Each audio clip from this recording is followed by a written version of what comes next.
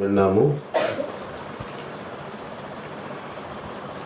మరలా కొద్ది నిమిషాలు దేవుని వాక్యాన్ని విందాము. దయచేసి మీరు శ్రద్ధగా దేవుని మాటలు ఆలకించాలని ప్రభు పేరిట మనవి చేస్తున్నాను. అపోస్తుడైన పేతురు రాసిన మొదటి పత్రిక, దయచేసి చూడండి. అపోస్తుడైన పేతురు రాసిన మొదటి పత్రిక 4వ అధ్యాయం మొదటి 3 వచనాలు చదువుదాము. దయచేసి బైబిల్ ఉన్న వారందరూ కూడా చూడాలని ప్రభు పేరిట మనం చేస్తున్నాం. తర్వాత వాకింగ్ కూడా నాతో పాటు ఫాస్ట్గా తీసి చదవగలిగితే క్లుప్త సందేశాన్ని మనము విందాము. అపోస్తుడైన పేతురు రాసిన మొదటి పత్రిక 4వ అధ్యాయము మొదటి 3 వచనాలు. క్రీస్తు శరీరమందు శ్రమపడిన గనుక మీరును అట్టి మనసును ఆయుధముగా ధరించుకొనుడి. శరీర విషయంలో శ్రమపడిన వాడు శరీరమందు జీవించు మిగిలిన కాలము ఇక మీదట మనుషార్జలను ఆశలను అనుసరించి నడుచుకునక దేవుని ఇష్టానుసారముగా నడుచుకున్నట్లు పాపంతో జోలికనేమీ లేక ఉండను. మనము పోకిరి చేష్టలు, దురాశలు, మద్యపానము, అలడితో కూడిన ఆటపాటలు, త్రాగుబోతుల విందులు, చేయతగని విగ్రహ పూజలు మొదలైన వాటి ఎందు నడుచుకొనొచ్చు అన్ని జనుల ఇష్టం నెరవేర్చున్నటకు గతించిన కాలమే చాలును. అపరిమితమైన ఆ దుర్వ్యాపారమునందు తమతో కూడా మీరు పడగొత్తకపోయి ఉందురు. వారు ఆశ్చర్యపడుచు మిమ్మల్ని దూషించుచున్నారు. మంచిది. మనం చదువుకునే వచనం ప్రభు తన ఆత్మ ద్వారా మనందరితో మాట్లాడి వివరించునుగాక. ఈ పత్రికలో ప్రాముఖ్యంగా పేతురు శ్రమను గురించి, శ్రమ తర్వాత కలగబోయే మహిమను గురించి ఎక్కువ రాశాడు. పత్రిక అంతా మనం బాగా చదివితే 5 అధ్యాయాలు మరి శ్రమ తర్వాత కలగబోయే మహిమ గురించి రాయబడింది. ఈ పత్రికను వివరించడానికి, ఉపోద్ఘాతాన్ని చెప్పడానికి నాకు సమయం లేదు కాబట్టి నేను మరి ముందు కొనసాగుతాను. ఈ వర్తమానంలో మనం చూద్దాం కొన్ని తలంపులను. దేవుడు తన మహాకృపను బట్టి మనలను తిరిగి ఆయన సన్నిధిలోనికి తీసుకొచ్చాడు.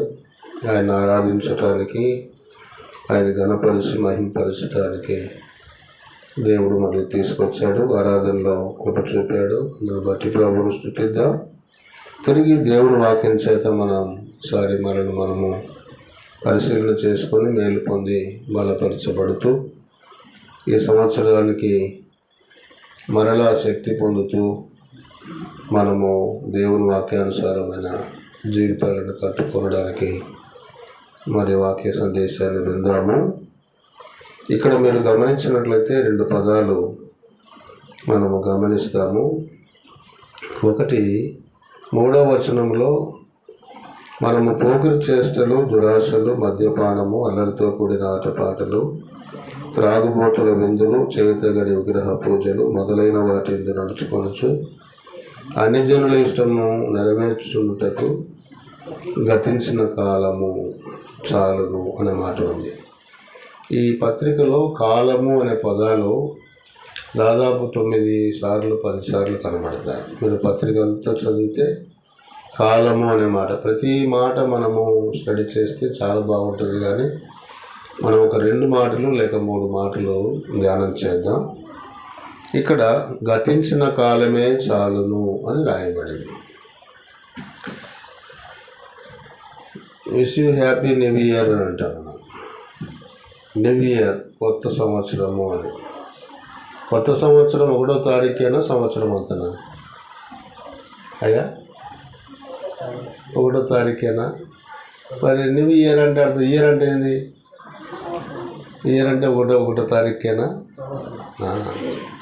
కాబట్టి 5వ తారీఖు అయినా ఇది న్యూ ఇయరే. న్యూ ఇయర్లో మనం ఉన్నాము, కొత్త సంవత్సరంలో మనం ఉన్నాము.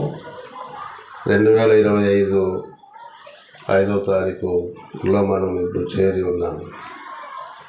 ఇంకా చెప్పాలంటే ప్రతిరోజు కూడా మరి కొత్త దినమే. బైబిల్లో విలాపవాక్యంలో ఉంది, ప్రతిదినము నీ వాత్సల్యత మా మీద ఉన్నది అని రాయబడింది. కాబట్టి ఇక్కడ మనము ఈ సంవత్సరంలో మొదటి ఆదివారం, అంతేనాయా? ఈ సంవత్సరానికి మొదటి ఆదివారం. కాబట్టి ఈ వాక్యాన్ని మనము కొద్ది నిమిషాలు ధ్యానం చేద్దాం. గతించిన కాలము అనే మాట ఉంది, కాలము గతించిపోవటము అనే మాట. ఈ మాట మనం గమనిస్తే మన జీవితంలో ఎంతో కాలం ఇప్పటికే గతించిపోయింది. కాలాన్ని గురించి భక్తులు చాలామంది రాశారు. మీరు యోబు గ్రంథంలో 2 వచనాలు చూడండి.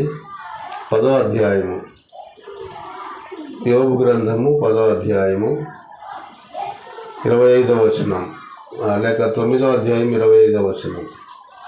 9:25 పాస్టర్ తీస్తారు ఎవరైనా. పరుగు మీద పోవానికంటే నా దినములు త్వరగా గతించుచున్నవి అన్నాడు. 7వ అధ్యాయం 6వ వచనం, అదే యోబు గ్రంథం.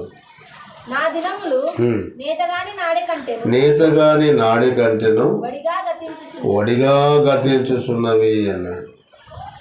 నేతగాడు తెలుసు కదా, దారము చీరలు వేస్తుంటాడు. అది అంత ఫాస్ట్గా దినాలు గతించిపోవచ్చున్నవి అన్నాడు.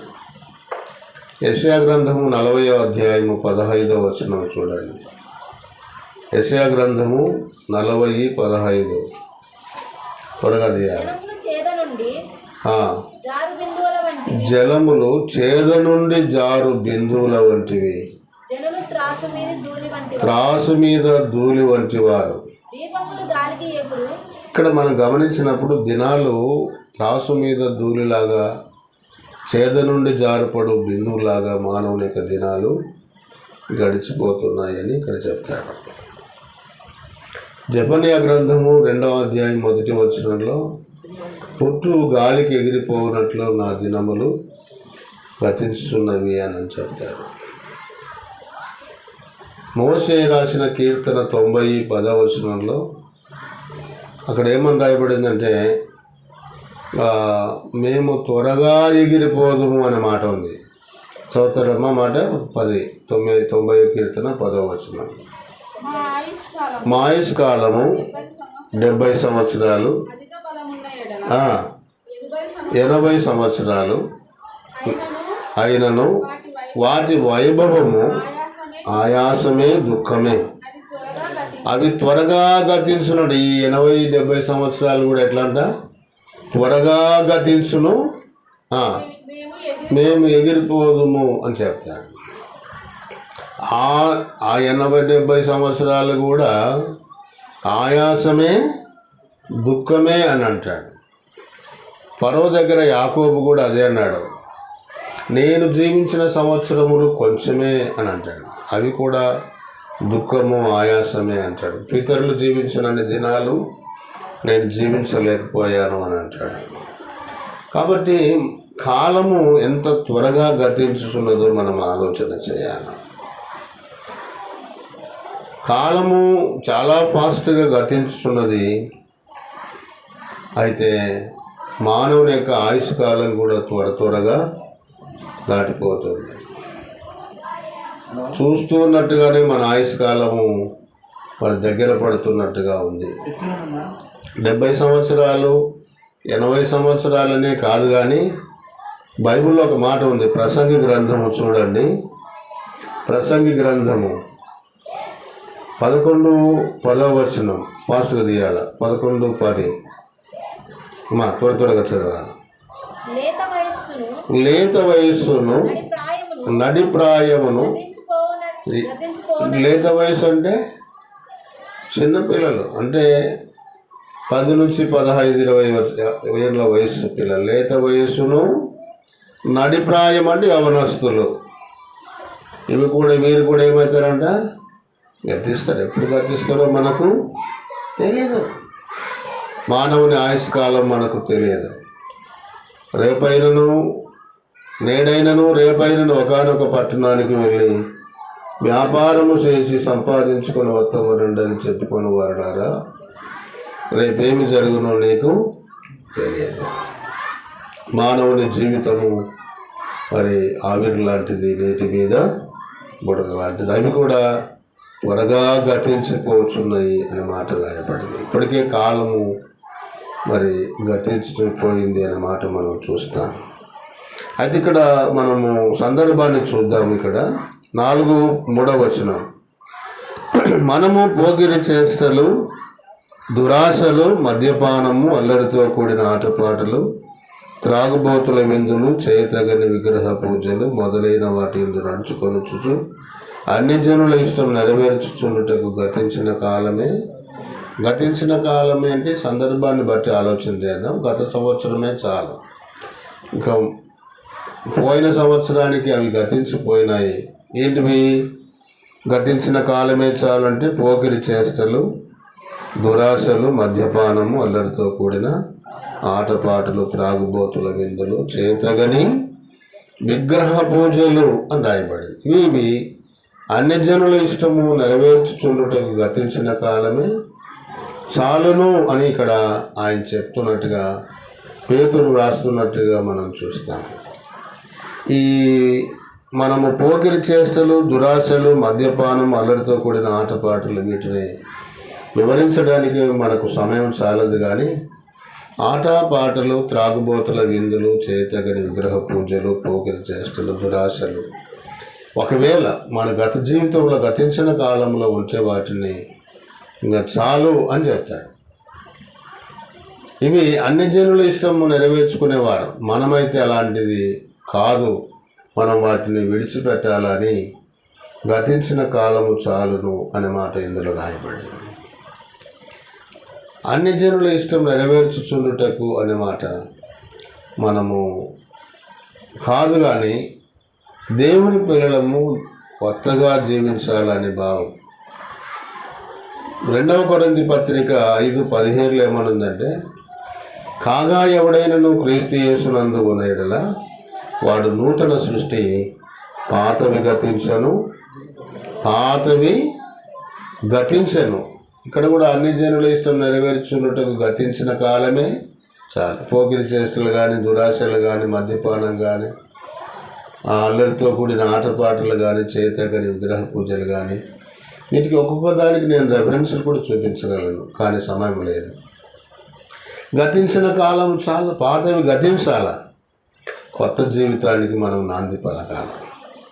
వాస్తవంగా ఇక్కడ పౌలు కొరింథీయులకు రాసిన 2వ పత్రిక 5:17 ఉన్న సందర్భం ఏంటిదంటే, క్రీస్తు యేసునందు ఉన్న యెడల నూతన సృష్టి, పాతవి గతించనంటే దాని అర్థం ఏంటిదంటే, అక్కడ ఆ సందర్భాన్ని బట్టి మనం ఆలోచిస్తే పాతవి అంటే ఇక్కడ పేతురు చెప్పినట్టువి కాదు. పేతురు చెప్పిన సందర్భం వేరు, ఇక్కడ పౌలు చెప్పిన సందర్భము క్రీస్తు యేసునందు ఉన్న యెడల వాడు నూతన సృష్టి, పాతవి గతించనంటే అర్థం ఏంటిదంటే, పౌలుకి పాత జీవితం అంటే సౌలుగా ఉన్నప్పుడు ఆయనకు ధర్మశాస్త్రములో ఆయన నిష్ట కలిగిన వాడు, ధర్మశాస్త్రాన్ని తూచా తప్పకుండా నేర్చుకున్నవాడు, గమనీయుల పాదాల దగ్గర నేర్చుకున్నవాడు, అంటే నిష్ట కలిగిన పరిసయుడు. ఆయనకు 7 ఆధిక్యతలు ఉన్నాయి. అయితే క్రీస్తు యేసునందు విశ్వాసము ద్వారానే రక్షణ. క్రీస్తు యేసునందు ఉన్నవారే నూతన సృష్టి. ధర్మశాస్త్రాన్ని పాటించడం ద్వారా కానీ, ధర్మశాస్త్రాన్ని నెరవేర్చడం ద్వారా, ధర్మశాస్త్ర ప్రకారంగా ఒక వ్యక్తి నీతిమంతుడిగా తీర్చబడడు. కానీ యేసుక్రీస్తునందు విశ్వాసం ఉంచడం ద్వారానే ఒక వ్యక్తి నీతిమంతుడిగా తీర్చబడతాడు. క్రీస్తు యేసునందున్న వారే నూతన సృష్టి. పాతవి గతించానంటే పాత ఆచారాలు, ధర్మశాస్త్రపు ఆచారాలన్నీ గతించినాయి. పాతవి గతించిన ఇదిగో కొత్త వాయినంటే అర్థం ఏంటిదంటే, క్రీస్తు యేసులో ఉన్న జీవము, క్రీస్తు యేసు ద్వారా వచ్చిన రక్షణ, విశ్వాసం, ఇవి శాశ్వతమైనవి అని ఆయన చెప్తాడు. అది దాని సందర్భం. ఈ రోజుల్లో ఆ మాటను పట్టుకొని ఇంకా ఎక్కడెక్కడో పోతుంటాడు. పాతవి గతించానంటే ధర్మశాస్త్ర సంబంధమైన ఆచారాలన్నీ కూడా గతించిపోయాయి. తద్వారా ఎవరు కూడా నీతిమంతుడుగా తీర్చబడడు అనే భావన పౌలు అక్కడ చెప్తాడు. పాతవి గతించాలి.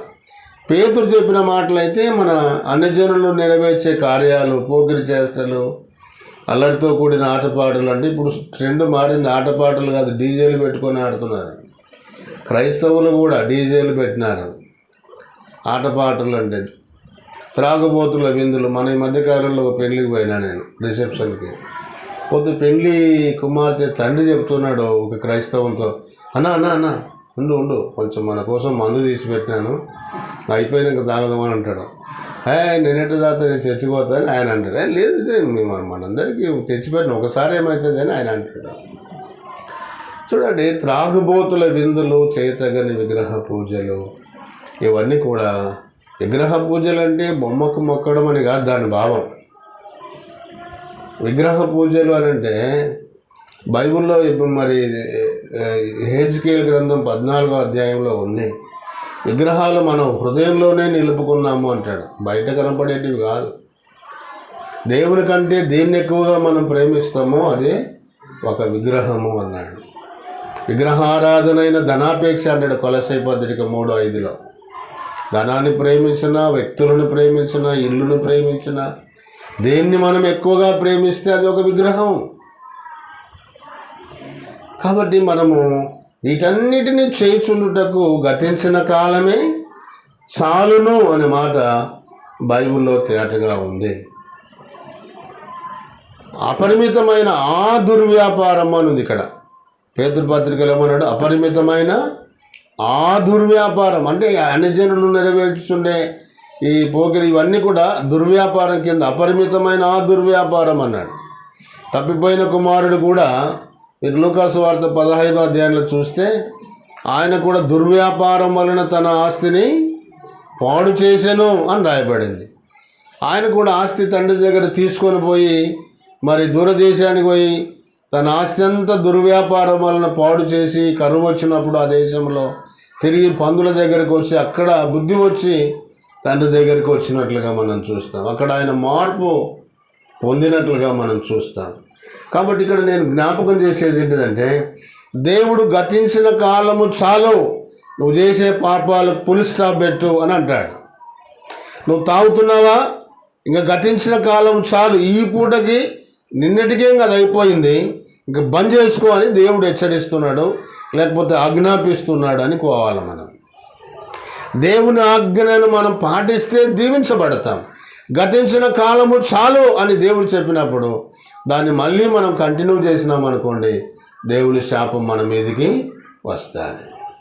ఇంకా తిరిగి అట్లనే అల్లరితో కూడిన ఆటపాటలు, త్రాగుబోతుల విందులు, చైతగని విగ్రహ పోకిరి చేష్టలు ఇవన్నీ మనలో ఉన్నాయి అనుకోండి, దేవుడు వద్దన్నా చాలని చెప్పినా కూడా మనం పాటించినామంటే దేవుడు సంతోషపడడు. మన జీవితంలో శాపాన్ని మనము కొని తెచ్చుకున్నట్లుగా మనం చూస్తాం. కాబట్టి గతించిన కాలము చాలా త్వరగా గతిస్తున్నది, మన ఆయుష్కాలం కూడా త్వరగా గతిస్తున్నది. అంతేకాదు గతించిన కాలములో మనం చేసే ప్రతి పాపాన్ని ఇంకా చాలు అని దేవుడు చెప్తాడు. వెంటనే మనం దాన్ని స్పందించి ఆగితే బాగుంటుంది. ఇప్పుడు పేతురు మరి శిష్యులు యేసు ప్రభుతో కలిసి ప్రయాణం చేస్తున్నారు సముద్రంలో. ఆ గాలి తుఫాని సముద్రం మీద దాడి చేసా, పడవ మీద దాడి చేస్తుంది. వాళ్ళంతా భయపడిపోయారు. పేతురు అన్నాడు, బోధకుడా మేము నశించిపోతున్నాము అని ఆయన కేకలు పెట్టి బాధపడినట్టుగా చూస్తాం. ప్రభు అయిన యేసుక్రీస్తు వారు లేచి ఏమన్నాడు? గాలిని సముద్రమును గద్దించగా అది నిమ్మలమాయను అన్నాడు. దేవుడు గతించిన కాలము చాలు, నీ పాపాలకు నువ్వు పులి స్టాప్ పెట్టు అన్నప్పుడు ఇంకా చాలు, బంద్ చేసుకోవాలి. అది నీకు నీ కుటుంబానికి ఎంతో మేలు కలిగిస్తుంది. ఈ సత్యాన్ని మనం మనసులో పెట్టాలి. ఇక్కడ చూపించినవే కాదు కానీ ఇంకా వేరేటివి కానీ, అబద్ధాలు కానీ, మోసం కానీ, మరి లేనిపోని చాడీలు కానీ, ఇంకా వేరే పాప సంబంధమైన, బాహ్య సంబంధమైన, అంతర్గత సంబంధమైన పాపాలు ఏవైనా కూడా గతించిన కాలమే చాలు. విడిచిపెడితే దేవుడు మనల్ని దీవిస్తాడు. ఇక్కడ విసర్జించాలంతే. పాపాన్ని విసర్జించి ప్రభు కొరకు మనము జీవించవలసిన వారమై ఉన్నాము. పాపంతో రాజుపడి గత కాలంలో జీవించాము, పాపాన్ని ప్రేమించాము. ఇప్పుడు వాటిని విడిచిపెడితే మనము దీవించబడతాం. రెండవ మాట చూడండి, ఇది పేతురు పత్రిక. ఒక 3 మాటలు చెప్పి ముగిస్తాం. మొదటి పేతురు పత్రిక 1:6 త్వరగా చూడాలి. అవసరమును బట్టి నానా విధములైన శోధనల చేత ప్రస్తుతమున కొంచెము కాలం మీకు దుఃఖము కలుగుచున్నది. చాలు. ప్రస్తుత కాలము మీకు దుఃఖము కలుగుచున్నది. ఇప్పుడు యేసు ప్రభు నమ్ముకున్నాము, దేవుడు చెప్పినట్టుగా అన్నిటినీ వదిలిపెట్టాము, దేవుని కోసం జీవిస్తున్నాము. ప్రజెంట్గా ప్రస్తుతములో మనకు కొన్ని శ్రమలు వస్తాయి. అయ్యా, ప్రభువు నమ్ముకున్న తర్వాత కొంచెం దుఃఖము కలుగుతుంది. ప్రస్తుత కాలం అంటే ఇప్పుడు ప్రజెంట్గా మనం ఉన్న కాలం. దేవుని నమ్ముకొని బాధలు అనుభవిస్తున్నావా? కొంచెంకాలం సహించాల. దుఃఖపడుతున్నావా?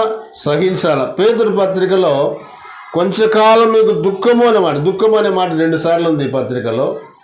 ఆ తర్వాత శ్రమ అనే పదం 15 సార్లు ఉంది ఈ పత్రికలో. కాబట్టి బాధ అనే మాట కూడా 2 సార్లు కనబడుతుంది.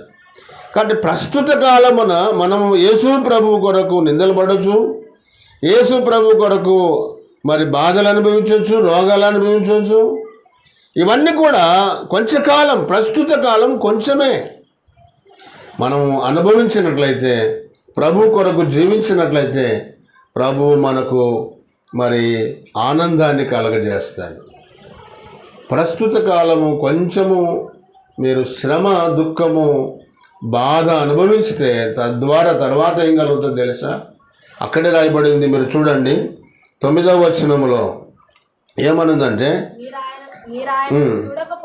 సోదరుల చేత పరీక్షకు నిలిచినది యేసుక్రీస్తు ప్రత్యక్షమైనప్పుడు. అంటే ఈ కొంచెంకాలం, ప్రస్తుత కాలం మనం దేవుని కొరకు శ్రమ, బాధ, దుఃఖం అనుభవిస్తే తర్వాత ఏం జరుగుతుందంట?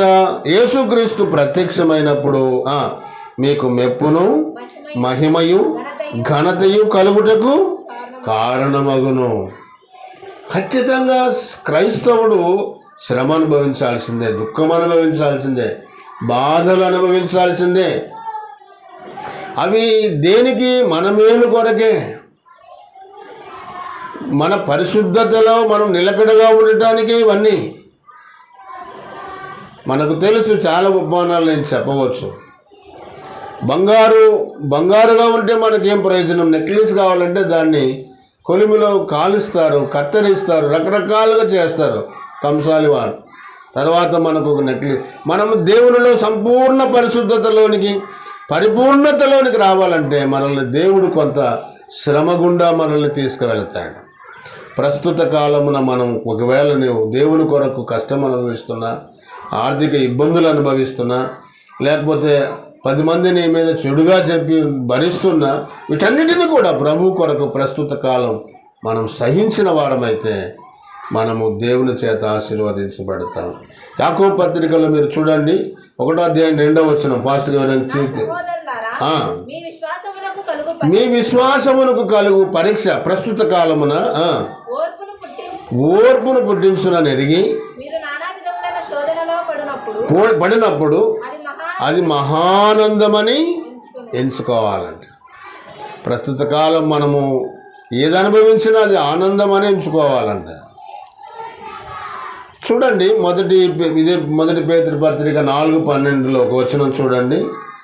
4 ప్రియులారా, మిమ్మల్ని శోధించుటకు మీకు కలుగుచున్న అగ్ని వంటి ఏదో వింత సంభవించినట్టు ఆశ్చర్యపడకుడి.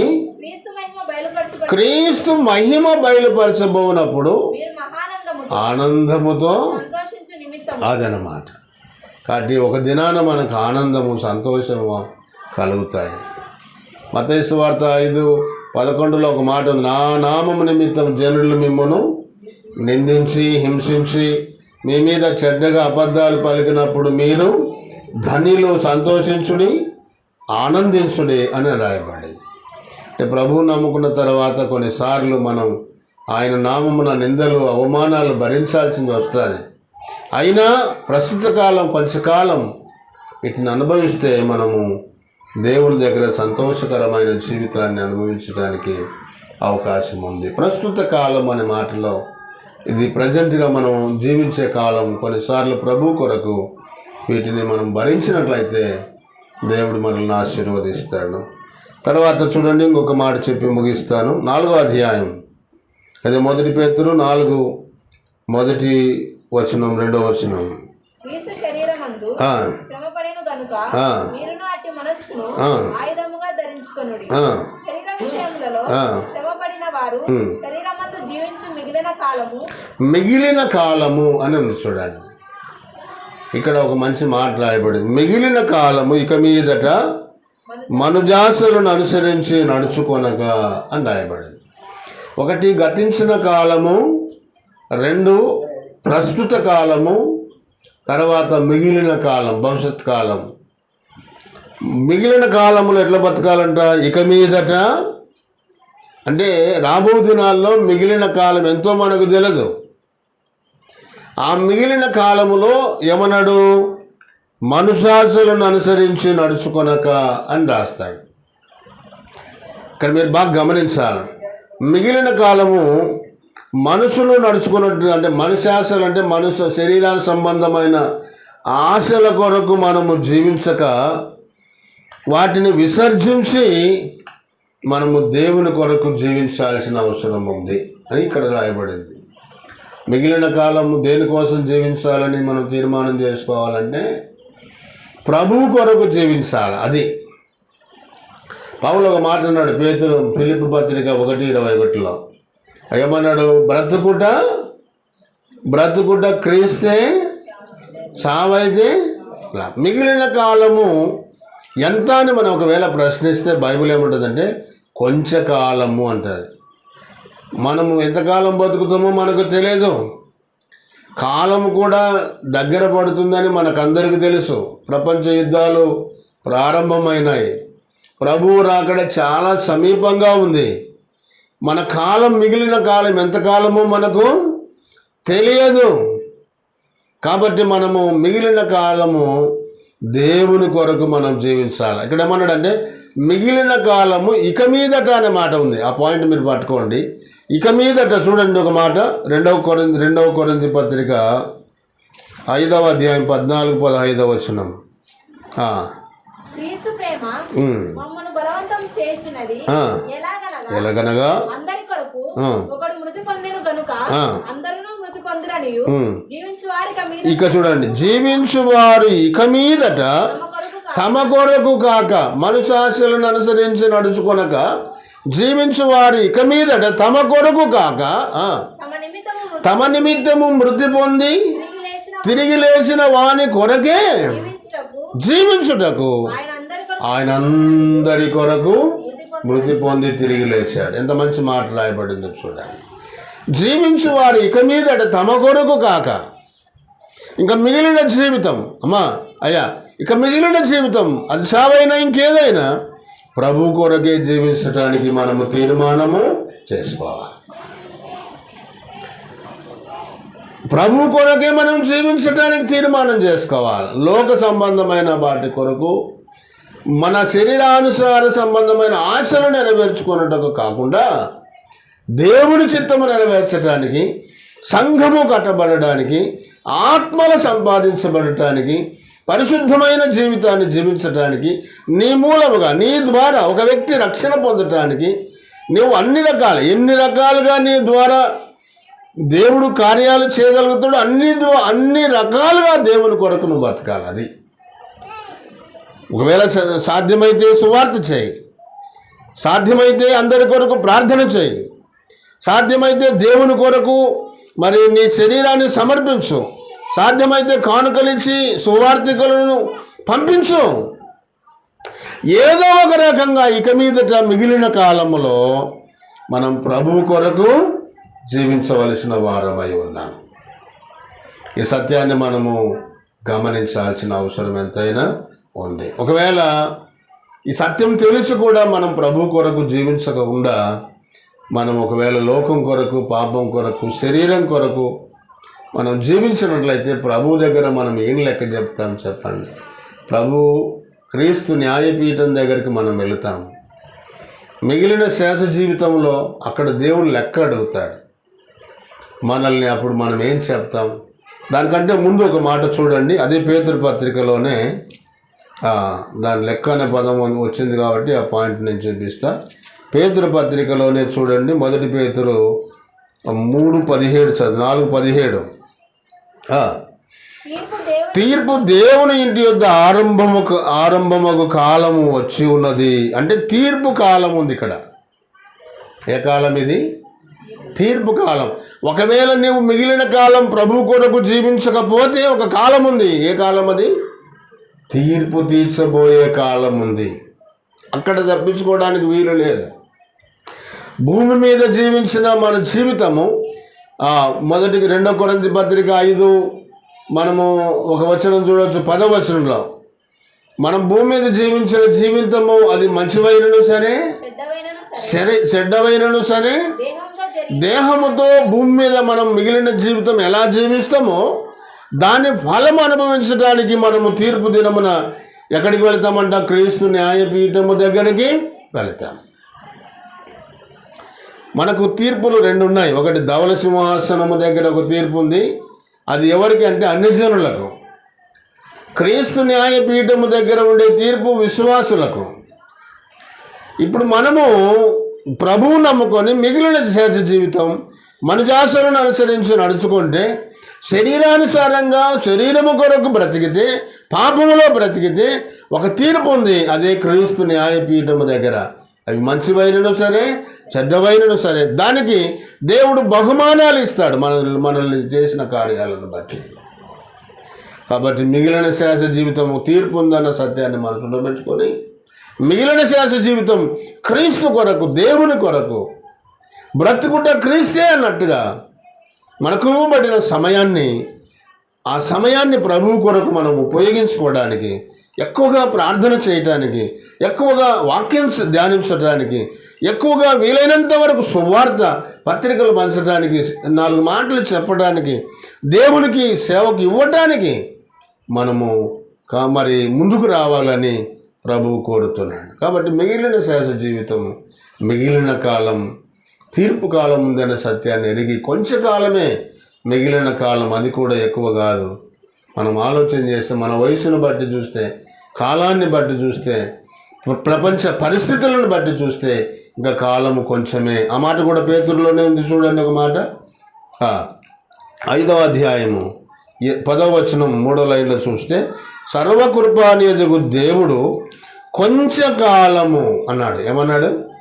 కొంచెంకాలం మీరు శ్రమ పడితే తానే మిమ్మల్ని మహిమపరుస్తాడని రాయబడి, తానే మిమ్మల్ని పూర్ణులుగా సంపూర్ణులుగా చేస్తాడని రాయబడి. కొంచెము కాలం ఉంది. ఈ కాలంలోనే దేవుని కొరకు, అది ఎంతకాలమో మనకు తెలియదు, ఎప్పుడు పోతామో మనకు తెలియదు.